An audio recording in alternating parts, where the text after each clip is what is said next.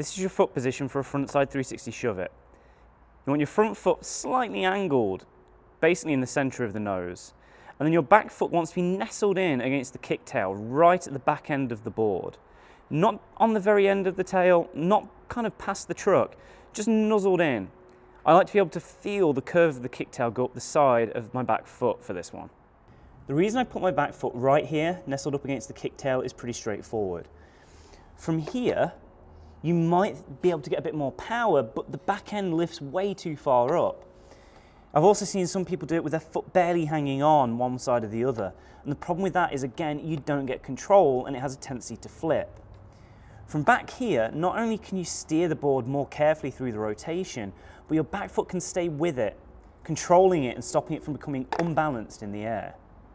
In what is genuinely the least useful thing I will ever say in a trick tip, ever, a 360 shove it is not like doing a 180 shove it, only bigger.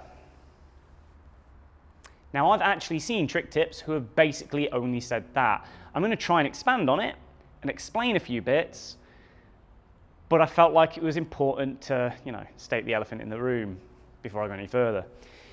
I've already done a trick tip on a basic frontside shove it. Go back and watch it, figure it out. But, quick recap. It's basically just an end over, like that you jump once it gets past a certain point.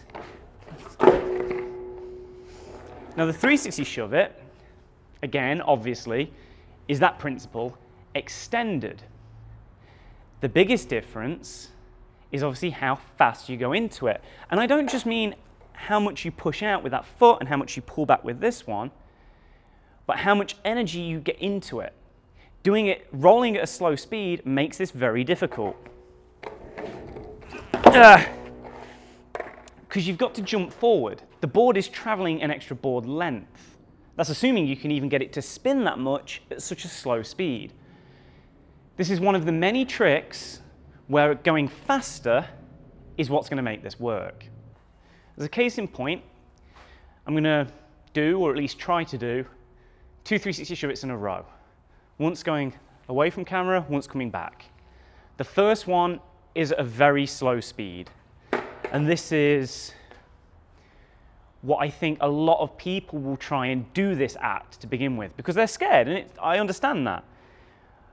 But then I'll show you the speed it should be done at and how much easier it becomes. Ugh.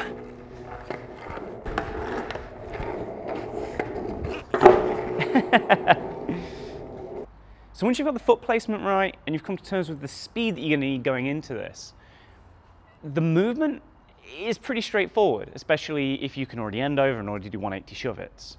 As I said, it's basically an extension of that same idea. You press down on the front foot and pull back slightly, and then it's the back foot pushing forwards and round that gets most of the trick for you. Again, you can kind of think of it as starting an end over and then releasing, letting the board go away from you as you jump and keep your body straight above it. The catch is that you've got to travel forwards with this, which is why the momentum makes it easier. As you take off, as you start that kick, that rotation, you need to press off this foot and launch yourself one board length that way, more than you'd expect. A 180 shove-it basically stays beneath you. You just hop upwards. A 360 shove-it, because of the travel, means you have to jump forwards to meet it.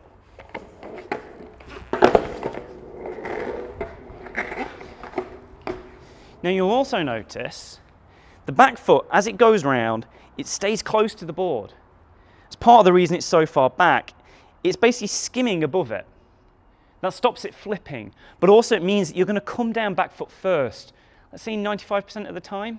And this is a good thing, because with all rotational tricks, if you know what you're doing, you can catch slightly on the back first and wind it round the rest of the way.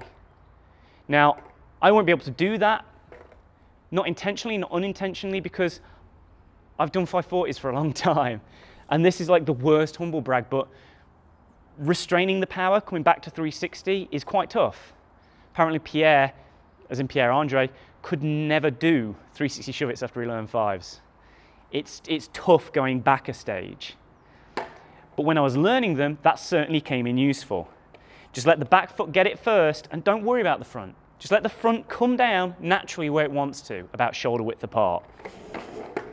Now, I think I'm quite unusual in that this was the first 360 shove it that I learned. And it is by no means the most common trick to see in freestyle. Most people do 360 shove it's the other way, kicking them backside. And I always found that quite awkward. Now, I'm obviously going to cover the regular 360 shove it later, but the reason I'm bringing it up now is to show you the difference between the two, because then it will show you something very important about the 360 shove it. And that's why I'm so far away from the camera right now. I'm going to try and do both 360 shove it's back to back, and I want you to spot the difference. And the clue? Keep an eye on the shoulders.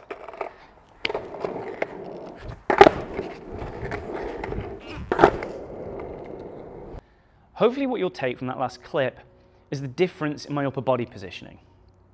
With a backside 360 shove it, because of the fact your front foot is pointing straight forward on the nose, you want your shoulders open and facing the direction of travel.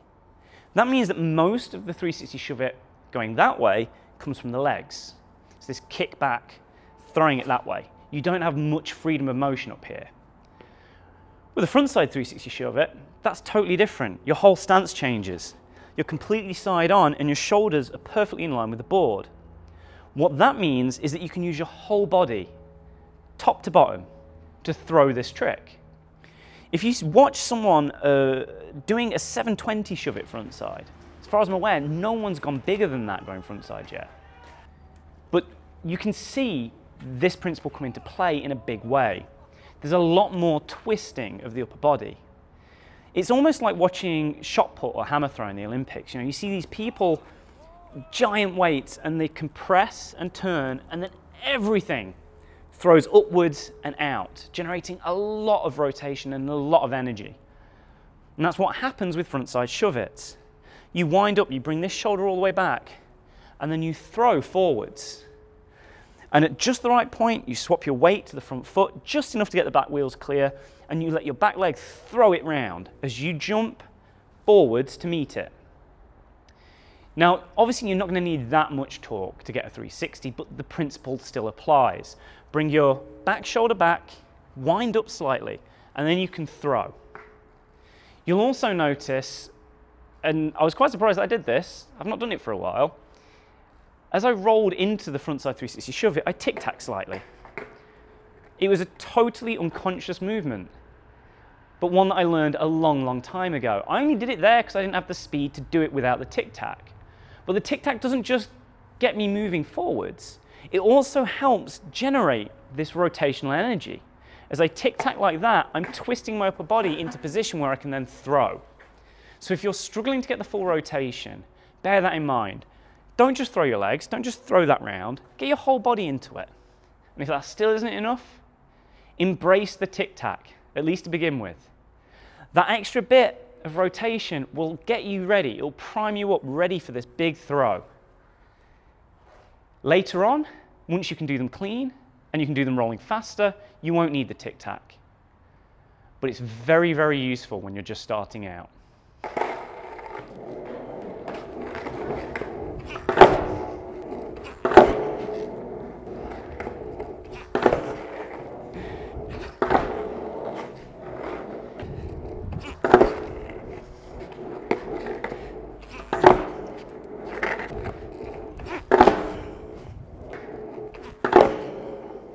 So there you go, frontside 360 shove it's.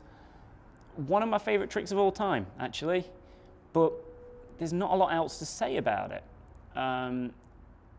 It's not really a trick with like a singular magic bullet. This is something that you have to work at. It's going to be trial and error. And you will go wrong quite a lot. If you're anything like me, you'll probably be struggling to get the rotation, in which case remember the tic-tacs and throwing the upper body into it. You'll also probably miss the board quite a lot, in which case you need to look at where it's going, and there's this trial and error process. You know, if the board's going off in the direction of travel, it means that you're not jumping with it. You need to launch yourself forward slightly. If the board's flinging off towards the toe side or towards the heel side, that means you're doing something wrong up here. You know, if it goes off towards your toes, you're leaning back at the top of your body. Similarly, if it goes behind you, and I don't see how that would be possible, it's because you're leaning too far forwards. I've never had that happen. Usually if it goes wrong, it goes off to the toe side, especially with bigger rotations. Now, the only other thing that I can suggest is look at your board. Again, setup is such a huge part of these tricks, and steep kicktails, which are designed for popping and power, tend not to be your friend here. This is a more subtle, nuanced movement. If you're popping, you're going at it way too hard. A mellow kicktail tends to make this a little bit more comfortable. If you're using a single kick, spin the board around and go off the kicktail end. They don't feel very good taking off a flat nose, at least not in my experience. It might vary for you. You also don't really want rock solid trucks for this one, because if you catch it slightly short, if your trucks can turn slightly, you can carve away. And that's much preferable to, you know, catching it short and falling over. You don't want to be too floppy though, because a floppy truck, one that just wobbles around all over the place, that means the board has a tendency to flip. Now I think about this, there's a lot that can go wrong with 360 Shuvits, a lot. And yeah, you just got to work through those things. Like I said, trial and error. But it's worth persevering, because if you can do this and do it well, then you can move up to 540s, and that's where things get really exciting.